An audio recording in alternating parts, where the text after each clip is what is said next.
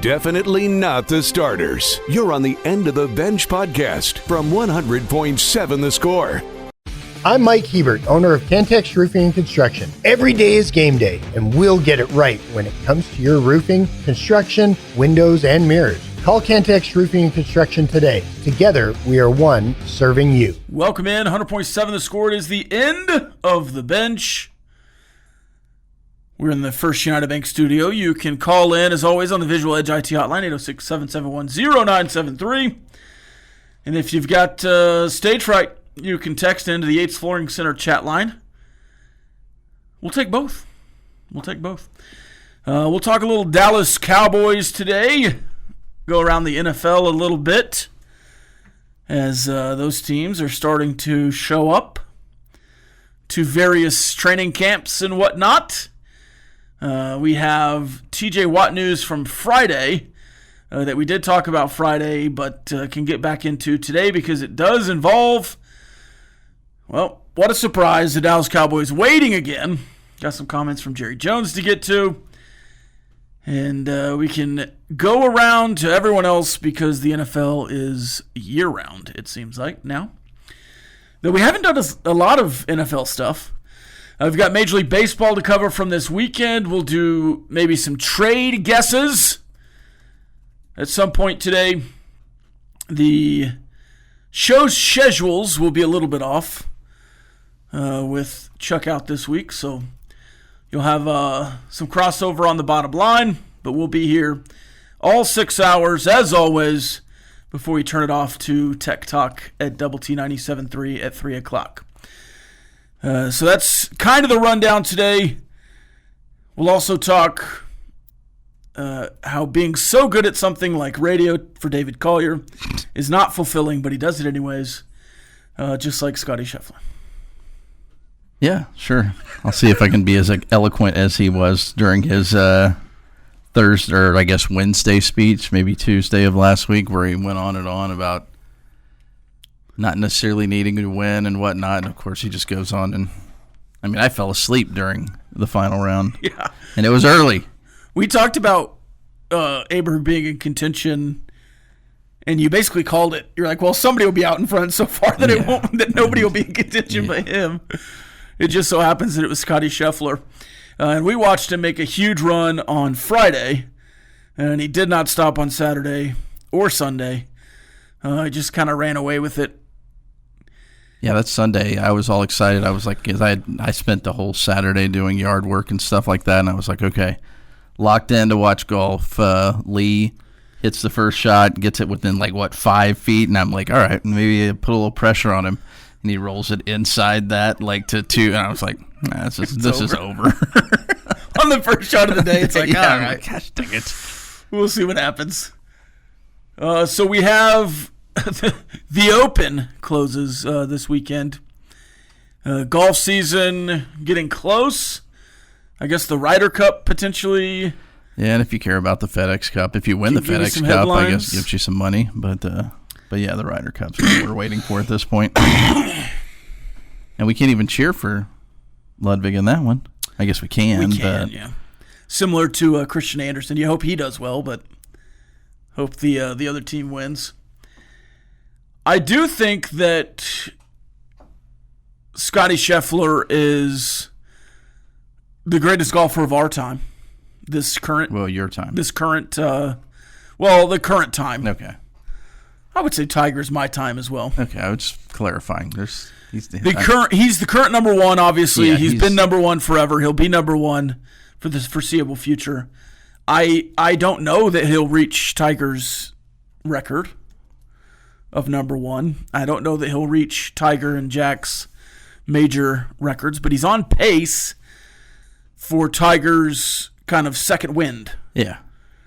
The problem was he started a little bit late, or at least later than Tiger. Well, but they showed a graphic, I think, during it might have been SportsCenter last night. The time it took Tiger to win his 4 majors was the same window of time that it took Scheffler to win his 4 majors once he won the first one to the 4th one. To the date. Yeah. Now which is crazy. The impressive stat that I saw during golf on Sunday was Scotty Scheffler had won 9 straight tournaments when he led outright going into the final round. So he's now won 10 in a row, which is ridiculous. And the record, he's second all time, and the record is held by Tiger Woods at 36. Yeah. So I know what you're saying, though. I mean, it's even Xander Schauffele said, yeah, Scotty's on a different level right now. Whenever you see him at the top of the leaderboard, you're like, crap. And there were some other comments of, I think it was from Spieth, who basically called Scheffler boring. Yeah. That he's not engaging to non-golf fans like Tiger was. He's not bringing new fans in. That's true. Yeah, and I think everything that Spieth said was true. Yeah. So is it good for golf that Scheffler's so dominant? Well, I don't ever remember watching Tiger Woods on a Sunday knowing he might just dominate his way to another title and just falling asleep at 10:30 in the morning. You know what I'm saying? So yeah, I mean, I do think it's a little bit true. He's very robotic. He doesn't get mad. He doesn't really get excited. I mean, yeah, it's not great. I'll put it that way. I mean, I like him, which is, he's a Texas Longhorn. And I learned something new over the weekend. Got her up, went to OU. Had no clue. For a stretch, I think. Didn't he go to several schools? Yeah, but they trust me. He won a national title at OU. Right. So they claim him. Oh, for sure. Yeah, why wouldn't they? Oh, yeah. So, I don't know. We can discuss that as we move on as well. And, of course, the Texas Rangers winning 2 of 3. And it's the 2 I thought they would win, especially with the Eovaldi scratch. Allegedly, he's not going to go on the IL, but that was kind of the thought last time, and then he did go on the IL. So we'll see what happens there. The Rangers, overall, the All-Star break, had a bunch of attrition somehow. And I don't know if they just didn't announce it until after the All-Star break. Yeah. Or if those were existing things, or these guys were out playing pickup basketball and rolling ankles and tightening up bags during the All-Star break. I don't know. But if any of them do have to go on the IL, like specifically Eovaldi, it can be backdated back to the last start he made. So it won't be too long if he does have to maybe just skip a start, which he already skipped one, but maybe he skips another. They did talk about him starting in the midweek. So there's that going on as well. We'll talk through the rest of the Major League Baseball and those Rangers games. We'll also give you a Josh Young update in the headlines. 100.7 The Score. It's the end of the bench. Definitely not the starters. You're on the End of the Bench podcast from 100.7 The Score. This texter, Rob, were you the 10-year-old that made everyone mad because you wouldn't swing? No. Josh Young and I had the same approach. I swung at everything. I swung at everything. My last at-bat, which was probably one of 2 at-bats on varsity in high school. I don't know if one of the strikes was in the strike zone, but I swung at him. I played, T-ball, machine pitch, and then maybe 2 years of kid pitch, and then I realized that I had other callings in life. Yeah. I was just fast. That was the only saving grace for me. Yeah. So when I struck out on the whatever that was in the dirt in my final swing, I almost made it to first. It was so close. Did you do some pinch running? That was what I was. Okay. I was just a pinch runner. That was my entire high school career, running for the catcher until the really good catcher showed up from winning another state wrestling championship and was somehow a catcher and the fastest person on the team at the same time, and then I would get to run for a pitcher every once in a while. I played all the way up to the end of my freshman year of high school, and then summer going into my sophomore year, that's when I started getting looks at for basketball, and I had some coaches tell me kind of stay off of the baseball so you don't get hurt and kind of lose some of those looks. So transitioned into basketball more aggressively my sophomore year of high school. Or let's check the calendar here. Your daily look at what's happening in the world of sports, birthdays, and holidays. Let's check the calendar. It's National Junk Food Day. Let's see, we've got maybe a bacon cheeseburger with, that looks like a chicken sandwich with avocado and bacon. French fries, there's a chicken wing, maybe a hot dog with spicy mustard, it looks like.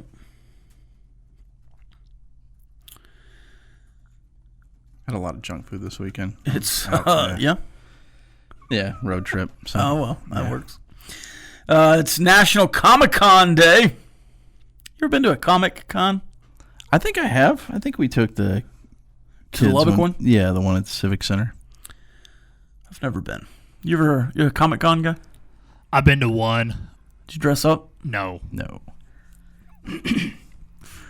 You got a cosplay guy there, Lucas? Not really. No. If you were going to cosplay somebody, we'll As save a it for burning bumblebee. questions. Yeah, save that for burning questions, yeah. It's National Be Someone Day. Or someone every day. National No Pet Store Puppies Day. And National Take a Monkey to Lunch Day. Let's see what that is. It was created to celebrate and bring awareness to monkeys and all things simian. The holiday helps to spread useful information about the issues that the animals endure as a species. You'll probably just discuss that You don't actually... while eating junk food and don't have to actually bring the monkey to Right. work That seems... or to lunch. Oh, there's an auction of artwork created by chimps. Some zoos offer special banana-themed food during the holiday. Go to a zoo and get a banana split. Birthdays? Quite a few birthdays, but first off, I'm going to give a birthday shout out to my wife's best friend. Her birthday is today, so happy birthday, Lisa. It's her birthday. We have George Wallace, the comedian and actor, turning 73 years old today. And we have Erling Haaland turning 25. We have DeAndre Jordan turning 37. Okay. Bob Carrington turning 20. Bub? Former wizard? Current wizard. Yes. Evan McPherson turning 26. A gentleman that we like to talk about on our show from time to time, David Carr, turning 46 years old. Jeff Jenkins turning 51. CC Sabathia turning 45. What up, CC? Cat Stevens turning 77. I didn't know he was still around. Yes. And Robin Williams would have had a birthday today. Cat Stevens would have been a good draft pick last week for one Yeah. of you guys. Sure. Looks like Collier's going to win again. Also, Terrion Grant, Texas Tech cornerback, spent last season at Purdue, out of Murfreesboro, Tennessee. Shout out to Murfreesboro. You ever been to Murfreesboro, Tennessee? Never been there, nope. Nope. You should go sometime. Probably going to stay out of Murfreesboro for a while. Yeah. Had some issues there, I guess. Yeah. Well, that's unfortunate for you. Well, you know, you live and learn.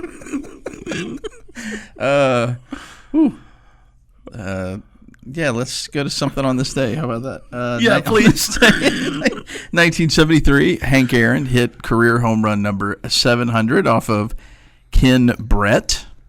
Shout out to Ken Brett. I'm sure he loves having that brought up on this day. In 1975, the Texas Rangers fired manager Billy Martin. A couple of British Open notes, I guess, here. In 1996, Tom Lehman won the British Open over Ernie Els and Mark McCumber.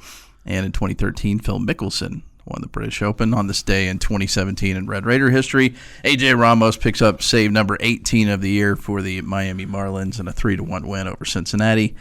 Entertainment on this day, 1989, Do the Right Thing, Spike Lee joint was released. And on this day in 2023, you had to decide between two movies to go watch. What were they? In what year? 2023.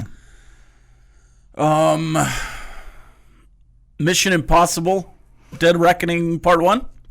Nope. These were two of the most polar opposite movies that you could choose to go to. Was it the Barbie Oppenheimer? Oh. Yes. Yeah.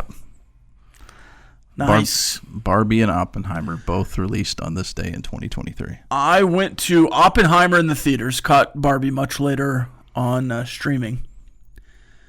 Preferred Oppenheimer, but in the theater with Oppenheimer, there was an older couple that, no joke, lived through it. Yeah. That's how old they were. Yeah. And were critiquing the movie from their first-person point of view the entire movie. Oh. Was that cool? Which was kind of cool. Yeah. If it would have been the second time you had seen it. Yeah. Yeah. But also, I was like, you weren't there. He might have been. I don't know. Yeah. He might have been. It was the second time they had seen it. Yeah. Right. That's not right. Enrico Fermi was much taller. I think, honestly, Barbie was the last movie I saw in movie theaters. So, You get back out there, man. I do. It's been a while. You sound like me. There's several I want to see right now. We'll have to see what happens. All right, hour number 2 coming up. 100.7 The Score. We got an interesting question on Josh Young we'll cover. We'll also do burning questions and highs and lows. Playing time is not required. This is the End of the Bench podcast from 100.7 The Score. So we do see the breaking news now with Chris Paul going back to the Clippers. His 21st season as an NBA player. This is his last year. If he's chasing a ring, it probably won't be unless he's just going to give up after that. You don't think the Clippers will be in the hunt? And no. No? Okay. Let's see. Let's do some burning questions here, Lucas. 2 minutes of non-stop in-your-face inquiries with no end in sight. It's time for Burning Questions. All right, this is going to be a little abstract, but in honor of these Steelers uniforms, which are amazing, gross yellow, tan pants, yellow lids, with bright white lettering in front of black stripes, not quite the B stripes. These are vertical beautiful stripes, similar to Iowa State's uniforms last year, the Jack Trice uniforms, which you liked, right? Kind of liked. Okay, same thing. No, not the same at all. But Baron Morton at Media Days hinted to a particular reporter that the Red Raiders were going to do 100-year uniforms. If you were designing the 100-year uniforms, what would they look like for Texas Tech? And there's one that has the 3-stripe or a 4-stripe thing that Texas did. I don't remember the year, right? In the middle. Yeah, and it's vertical stripes. Like the old flat double T on the chest. You'd have to work the numbers in there somewhere because I don't think the numbers were on the front. Yeah. And then the other one would just be the Elmer Tarbox, but I don't know how many of those guys went long sleeves with a stripe down the side. But there's not much to that one either. You would have to go with the leather helmet brown, I guess, look. Which like Illinois did. Yeah, which I don't mind. I mean, I know Green Bay has certainly done that in the past, but it just doesn't look. It doesn't translate clearly. It doesn't. The Illinois ones were awesome, but the Green Bay ones. But little. Not as it's kind of hard. Not as good, yeah. Kind of hard to replicate that. But that's what I would go. I'd go the Elmer Tarbox if I couldn't go with the double T on the front. And you certainly wouldn't have to do long sleeves on the uniform. You could do because you remember when the first Under Armour throwbacks against Arkansas, they did the undershirt with stripes on it. Yeah. For the guys who had the tight sleeves. Yes. So you could do something like that. Yeah, no, I'm fine with that. And there's like a random block cream color. It's a red uniform, red pants, random block of white on the torso on either side of the numbers. Those would be the tar box. What would you do if you could do a 100-year throwback for Texas Tech, Lucas? I like the red jersey with the black stripe down the side, and then kind of carry that through down to the black pants. It's kind of... So you'd go like a... What about the helmet? I would go maybe black, but, I mean, red wouldn't be bad either. I also would like to work in the... It wasn't a stacked double T at the time. It was the two T's, the two separate T's. Mm-hmm. You familiar with that logo? Yeah. That'd be kind of cool to work into a helmet. Now, it would be a reimagining and not a throwback per se. But I think you could do something pretty cool with that logo. Or if you're just trying to do some kind of throwback honoring 100 years and not a specific throwback, you could also go back to the Raring Mass Rider with the flat double T logo. I've never been the biggest fan of that, but I understand. Which would not be 100 years. That'd be more like 50 years because you'd go back to when it was on the 50-yard line. Yeah. But it would be in the spirit of a throwback. Yes. So that'll be interesting. I don't know if they'll do tar box or go all the way back 100 years and do some kind of initial sweater, which would be the flat double T with the line graphic around the double T. You'd have to work in numbers at somehow on the front because that's required now. But that would be cool to try to work out. And it would be like the Iowa State uniforms. But that was, I guess, the style at the time. Because obviously the Steelers, Iowa State last year, and now potentially Texas Tech. Hey, if everybody's doing it, can't be wrong, right? Looks great. The colors might be unfortunate, but, you know. If you had that in red and black, you would like it. Is it still tan pants? Well, the tan pants aren't great, but I'm looking past that. Right. I'm looking past the tan pants. If the Steelers had black pants, I would like it more. Yeah. But I also don't like the white numbers look out of place. They look, I don't know, it looks like they made the jerseys and then just had to throw the numbers on top. Probably like back in the day. Which is, just, I guess, seemingly what they did. Yeah. But it's the tan pants that throws it off. The tan and yellow is disgusting. It doesn't look great. I'll give you that. But if it's black pants, I'm all in. I'm talking more about the jersey itself. The reason they're wearing the tan pants is probably because they had tan pants back then. Yeah, they were just pulling khakis. Yeah, exactly. Tight roll them at the bottom. Yeah.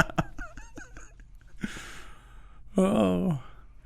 I think there's something to be said about honoring the past while not making them look bad. Because there are certainly some throwbacks that just look bad for the sake of looking bad.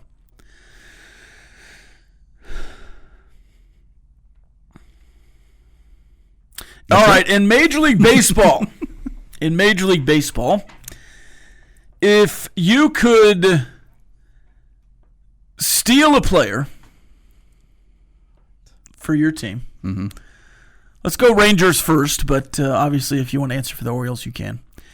If you could steal a player, but let's live in some kind of reality. Obviously, Ohtani, Judge, whatever it is. But if you could trade for a player and they have to push it through, you can sign up forced trade. But in some kind of reality, who are you going to get to fix your team? Eugenio We'll start Suarez. with the Rangers. Okay. That'd be a third baseman for the Rangers. Who's hitting the ball really well right now. Yes, absolutely. Absolutely. And maybe you can get something from the Yankees out of the deal. Yeah, if you're flipping at that point, yeah, sure. I think I'd go first base before I went third base. But He's something leading like the that. American League or Yes. the National League in home runs right now. Yeah, absolutely. I mean, that's what you need, certainly. It's nothing against the third baseman I would rather have starting there, but Yeah. Lucas? One's kind of realistic, one's not. The realistic one would be J.P. Sears from the Athletics. O's need starting pitching. One that's not really realistic but would be Joe Ryan from the Twins.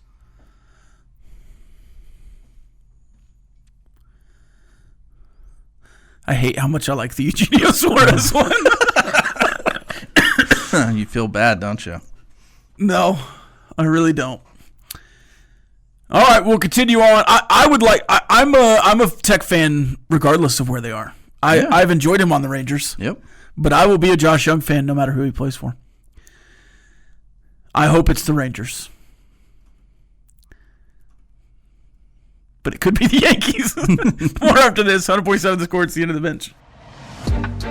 Playing time is not required. This is the End of the Bench podcast from 100.7 The Score. David Collier, what is the toughest stretch for Texas Tech football in their 2025 schedule? I think there's one obvious answer. You were kind of looking through it earlier, just kind of mumbling to yourself, and I agree with what you were saying because I don't know that there's a 3-game stretch where all 3 are going to be tough. But I think there's a sandwich here that is going to tell the tale of Texas Tech's season. We'll see if you got the same thing I did. Yeah, I think the toughest 2-game stretch is probably a trip to Manhattan and then coming home and trying to bounce back against BYU, depending on the quarterback situation. I could also argue Kansas followed by Arizona State, and maybe it's just the 3 out of 4. Arizona State, Oklahoma State here, then Manhattan. You've got the, Oklahoma State in the middle of your probably 2 tougher games, 2 out of your top 3 toughest games. That's what I would say. Yeah. That sandwich right there. At Arizona State, home against Oklahoma State, at Kansas State. Yeah. That's the toughest 3-game stretch. Just because you're coming home maybe off of a loss and you're going, okay, well, we gotta bounce back here against Oklahoma State, and we also gotta worry about making that trip to Manhattan where we never win. And that seems to be a weekend, that October weekend at home, historically, that's been tough for Texas Tech since, I don't know, 2010. Yeah. Well, and we don't know what. Oklahoma State's probably not going to be good. That's right? what I would assume, yes. But And we're good last year. They took you all the way to the wire. yeah. So that it would be that. I mean, the Kansas game might be tough too. Me being a big Houston guy, going Utah, Salt Lake City, Houston, home for Kansas, and then Arizona State. That might be a tougher 4-game stretch than we're giving it credit. I think the Big 12 is going to be tough. I think the Big 12 is so even with the top 8 or 9 teams that I think you could pick any stretch and say that's going to be a tough stretch. But the toughest stretch, Yeah. I think, is another level. And, yeah, it could be either of those sandwiches. The 3 road games against Utah, Arizona State, and Kansas City are your toughest games. Yeah. Yes. So you could pick any of those sandwiches and say that's the toughest stretch. What do you think, Lucas? I totally agree with you guys. I think the Arizona State, Oklahoma State, Kansas State 3-game stretch right there, just to be blatant, just because ASU is on the road and K-State is on the road. But I think this is a very favorable schedule for Tech. Like you guys said, every game the Big 12 is going to be difficult in some aspect, but I think that 3-game stretch in October is going to be a make or break aspect for the Red Raiders. Kind of put them in the hunt for the Big 12 title or maybe just kind of put them right on the outside. Looking at other schedules that might feature Texas Tech in the toughest windows, the Deseret News says that BYU's 3-game stretch versus Utah, at Iowa State, at Texas Tech is going to be a tough stretch for BYU. At Oklahoma State's schedule, at Texas Tech, at Kansas, the tough combo there for Oklahoma State, the toughest combo. They also have a stretch. They mention them in the Arizona State and Utah wrap-ups, but Texas Tech not involved in the toughest games between those two. Now, this is just a look at the Big 12 games. Going back real quick. Uh-huh. What was the toughest stretch that they had for BYU? Utah, at Iowa State, at Texas Tech. With a bye in between. With the bye in between. Yeah. Okay. Iowa State and Texas Tech. Baylor's is home Arizona State, at Oklahoma State, home Kansas State, which is similar to what Texas Tech is, but opposite. Yeah. I almost think that Baylor's toughest stretch is their non-con that features both Auburn and SMU. Yeah. Around a game that should be won. No, what game is in between that? It's after that. Yeah. Samford's after that. Samford or whatever it is. But yeah, they could potentially start 0-2, but that doesn't really affect. I mean, if you. No, it doesn't affect long-term goals. Yeah. It might affect the head coach's seat. Yeah. Because he's been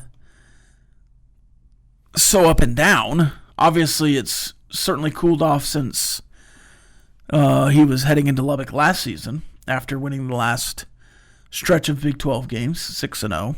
Yeah, looking at the rest of that schedule, that is the toughest stretch. I mean, I guess you could go Kansas State, TCU. Yeah. And looking more and more around the rest of the Big 12 schedules, Texas Tech's 3 hardest road games are amongst the toughest road games in the Big 12. Utah, Kansas State, and Arizona State. Yeah, no, that's. They also have to go to Morgantown, which I guess could be tough. Guess, yeah. Certainly not as tough as those first 3. Yeah. But it just feels to me that Texas Tech needs to obviously win 2 of those 3 road games to be in the Big 12 championship game. Probably need to win all 3 to be in the playoff conversation outside of the Big 12 championship game, because obviously if you win the Big 12, you're in. But you could also potentially be in the Big 12 championship game going 1-2 in those games. But that would take an undefeated home stretch, which would be 7-0 at home, with 4 Big 12 games and 3 non-con, and then going 3-2 on the road. But you've not won in Manhattan since Ron Prince.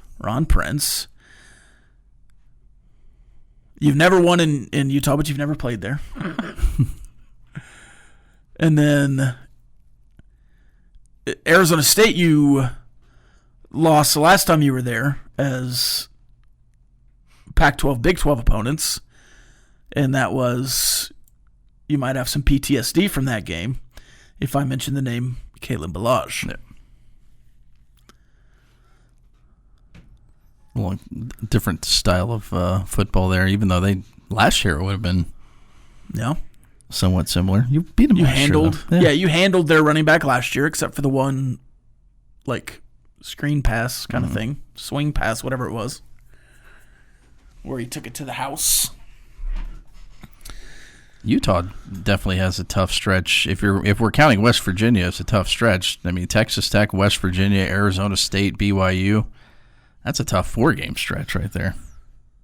Yeah, again, if you're counting West Virginia. This one has at home against Arizona State, at BYU is the toughest stretch. Yeah, no, that they do have a bye in the middle of that, so. Baylor, Kansas State for them too, though. Baylor, Kansas State, Kansas to finish the regular season at Baylor, home for Kansas State, at Kansas. That seems like a tough 3 games to wrap up the regular season. Yeah, I wouldn't be surprised to see Utah start 6-1, 7-1, and then struggle down the stretch. Yeah. More after this, 100.7 The Score. Playing time is not required. This is the End of the Bench podcast from 100.7 The Score. Welcome back, 100.7 The Score. It's the End of the Bench.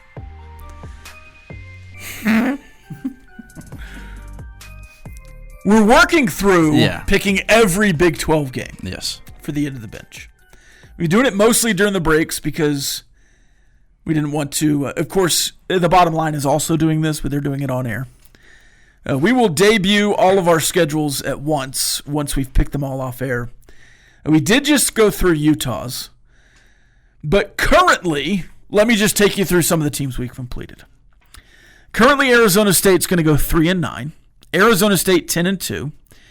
BYU currently still 8-4, but I think with the final Jake Retzlaff news, he has committed to Tulane,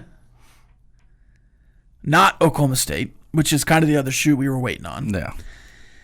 So with that news completed, BYU I might have as a loss on one of these early games, but currently I have them finishing 2-4, with Utah, Iowa State, Texas Tech, and TCU an 0-4 stretch, finishing with wins at Cincinnati and UCF.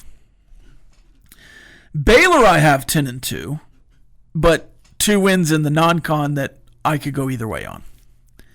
They might split against Auburn and SMU. We'll see what happens there. Cincinnati currently 5-7. Colorado currently 4-8. Houston currently 7-5. Let's go. What? With all 5 of their losses coming in Big 12 play. You like your team that doesn't belong in the Big 12, and I like my team that doesn't belong in the Big 12. Fair enough. Fair enough. Houston actually starting 7-3 before finishing with 2 losses. Iowa State, Kansas State, Oklahoma State, all incomplete so far. We could probably finish UCF, but Texas Tech we've worked into a 10-2 record. And then I believe Utah at 9-3. So right now, it looks like Baylor and Arizona State will be playing for the Big 12 championship, and Texas Tech, tiebreaker-wise, would be out and going to the Pop-Tarts Bowl. But a 10-2 tiebreaker out of the Big 12 championship is probably the best you can do without going to the Big 12 championship, where you're just like, okay, that was another step forward. Yeah. Still frustrating, though. I was about to say, I think that would be a very frustrating 10-2. Especially because you beat both last year. Yeah. And then in this fantasy scenario, it is you lose to one that's there and then don't get to play the other. But again, that is the current stretch. We'll have to go through once we've completed and see if we can find some other blemishes. Benchwarmers, would you swap any color scheme with any other NFL team with your favorite team? I wouldn't. I like what the Lions are working with. I do love the Lions kind of electric blue and silver. I do like that. I like the Cowboys royal blue and silver. I would probably, if I got to choose the era and the uniform, I like what the Chargers are doing. Mm-hmm. I like the Panthers, which is similar to what the Lions are doing. That's just kind of my favorite color scheme. Yeah. I like red and blue, like the Rangers. So I kind of like the Giants look. I would stay away from the Commanders, though I do like the Commanders look. I would stay all the way away from the Packers. I don't like green and gold together.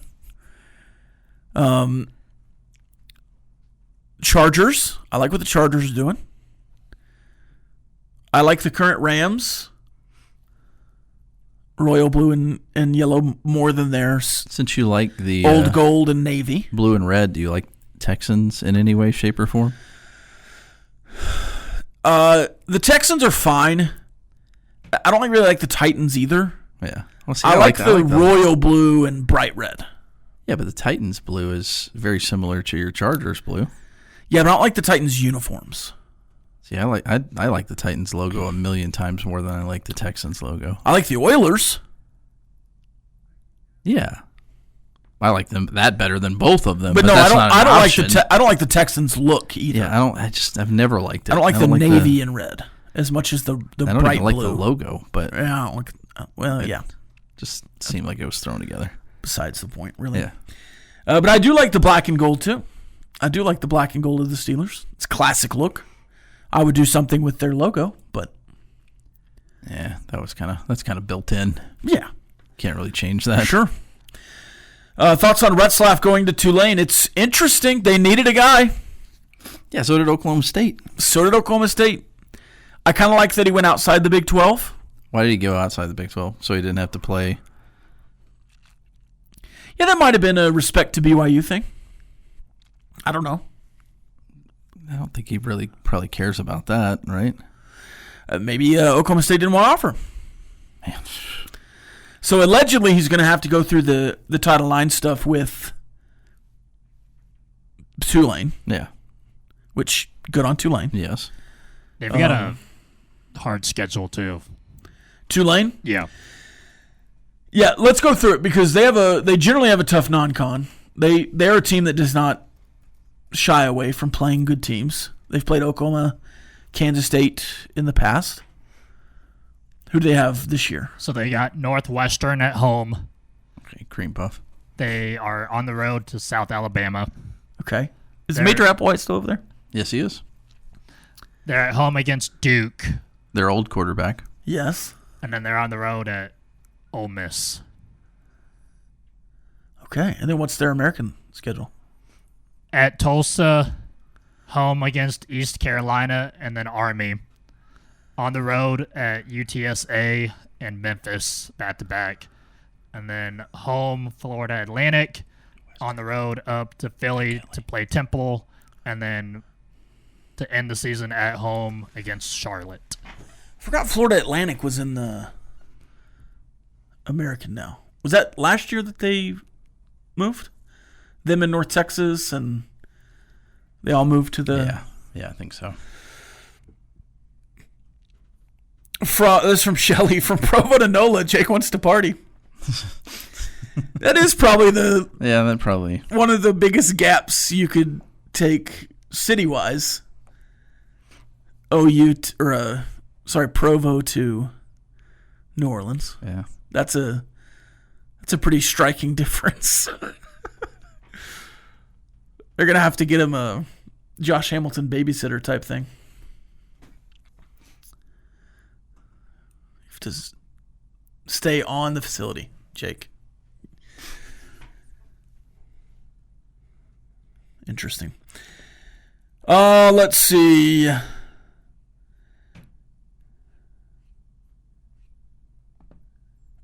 What would you swap any colors? I just kind of answered that and moved on. Well, I don't have a favorite NFL team, so. Well, who would be your top three if you were doing an expansion team?